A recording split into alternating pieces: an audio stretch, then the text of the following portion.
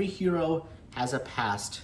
Some of them try to escape the past and try and look deeper into the future for their lives, while others, like the hero about to tell you, is forced to confront it. Because in September of 2021, Marvel Studios decided to introduce audiences to a brand new hero within the Marvel Cinematic Universe, whose name that many people don't recognize. And I know I didn't know this hero until I saw this movie, whose greatest battle wasn't just about powerful enemies, it was like against his entire family. What started off as like a risky film turned to one of my favorite films, like in the Marvel Cinematic Universe of 2021, and how I would really can't wait to see the character come back for the next Avengers movies later on in the years to come. What's going on, everybody? My name is Nate, and on this 52nd episode of The Road to Avengers Doomsday, I'm taking a look at Shang-Chi and the Legend of the Ten Rings. A film that introduced one of Marvel's newest heroes, delivered some of the best martial arts and action sequences in the entire MCU, and finally explored the true legacy and meaning of the Ten Rings. So I'm really excited to break down this movie for you guys, since Shang-Chi is one of my favorite new heroes, and by the end of the day, you'll probably enjoy it. So sit back, relax, and enjoy this show as I take you a deep dive into Shang-Chi and the Legend of the Ten Rings. After the Infinity Saga came to an emotional close in 2019, Marvel Studios began introducing a new generation of heroes. One of the biggest surprises on their list was Shang-Chi. Many casual moviegoers had never heard of this character before, but Marvel believed audiences would connect to the character and its story. And they were absolutely right. Shang-Chi and the Legend of the Ten Rings became a critical commercial success, proving that lesser-known Marvel characters like him can become major stars. Leading this movie is actor Simu Liu, who plays Shang-Chi. From the very beginning, Liu brings warmth, humor, and humility to his character. Shang-Chi isn't trying to become a superhero. He's trying to leave a painful childhood behind and live a normal life. But when the past catches up to him, he realizes he cannot run forever. Simu Liu gives a charismatic performance that immediately makes Shang-Chi a likable hero.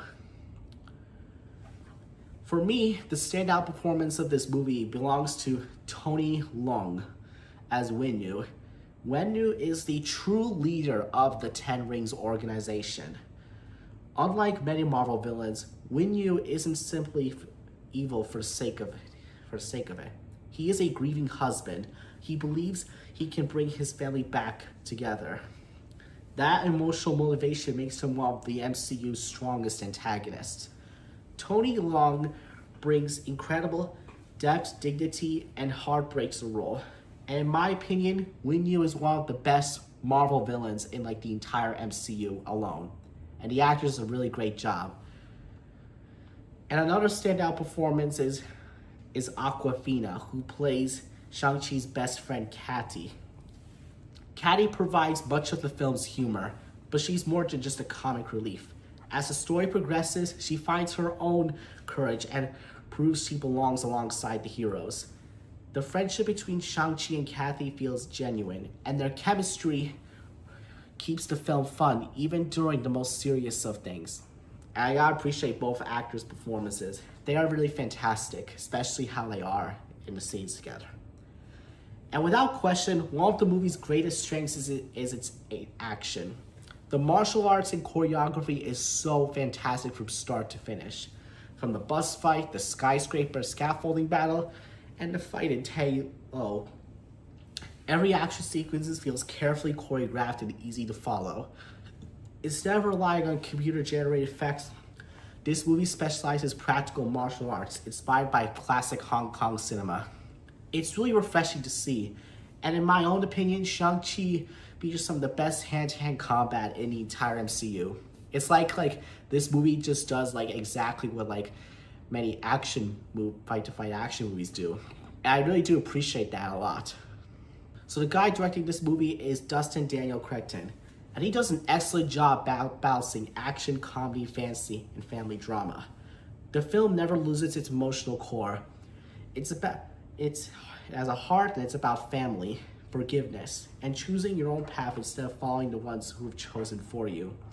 Crichton gives the movie its identity while still making you feel like part of the MCU. And not to mention, this guy's also going to do Spider-Man Brand New Day later in July, and I'm really excited for him to see how he handles that Spider-Man movie. Now, one of the smartest decisions Marvel made was reimagining the Ten Rings. OG fans remember the organization being mentioned way back in the very first Iron Man movie in 2008. And now, more than a decade later, we are finally learning the truth behind this leader and history. The Ten Rings themselves are also very stunning. Rather than adapting the comic book version we know with those many rings you put on your fingers, the film gives the unique design that gives spectacular action sequences like on your wrist thing, like something out of a sci-fi fantasy movie. And those Ten Rings weapons are really cool, and if I had like powers to take down bad guys, I would use those things. It's just really fantastic. Also, the supporting cast of the movie is across the board. And I gotta talk about Miang Yang, who plays an exciting, great performance as Shang-Chi's sister, Xialing.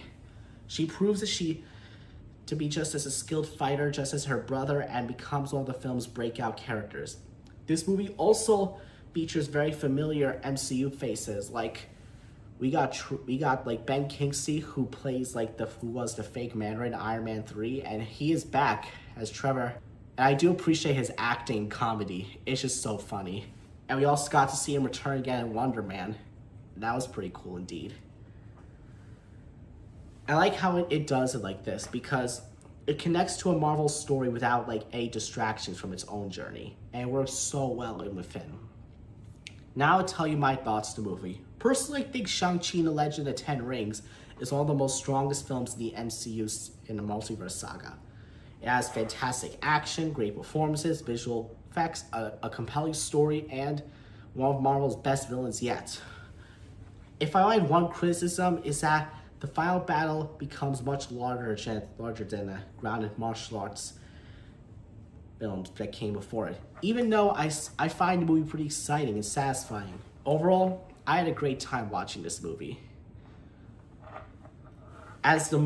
As Marvel continues introducing new heroes, Shang-Chi has quickly become an important character in the MCU. The mysterious Ten Rings remain one of the franchise's biggest unanswered questions. Where do they come from? Who created them? And most importantly, what greater role will they have in the future? Those mysteries will become increasingly important as we move closer to Avengers Doomsday.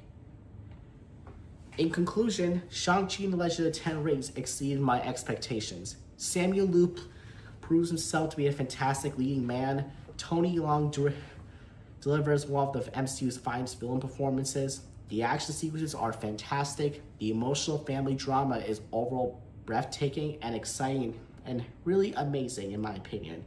The fights are beautifully choreographed and the wonderful introduction of one of Marvel's newest heroes.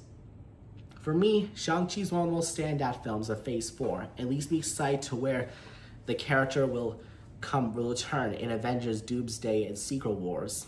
It'll be fantastic to see Samuel Liu in action once again. He does great acting as Shang-Chi, and if he's like watching this video right now, I gotta tell you, bro, you're a great Shang-Chi, and I can't wait to see you in Avengers Doomsday real soon. But anywho's, if you enjoyed this episode of Nate Reviews, make sure you give it a like, subscribe, and let me know down below where you rank Shang-Chi among one of Marvel's newest heroes, and what's your favorite action sequence in the movie. Thanks for watching. Remember, my videos are just my thoughts on the movies and shows I watch, and I have my own opinions on it. But yeah, have a good one. I'll see you soon, and stay safe.